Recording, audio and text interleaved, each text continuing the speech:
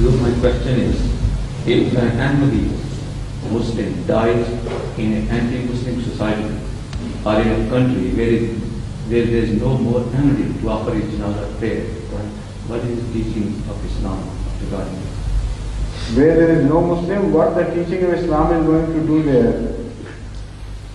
If there is anti-Islamic society, the teaching of Islam will have no bearing upon them, no influence. So there is no point. He would be naturally buried according to the customs of that non-Muslim to non-Muslim society. And as far as the forgiveness is concerned, it has completely no relationship to the fact that Janaza was said or not. Those who are burned, those who are drowned in the ocean, their Janazas are not said, and they are forgiven by Allah, if Allah pleases. So that is for our own satisfaction, that we say the Janaza. And we pray, and it's an expression of grief, in fact, in a formal way.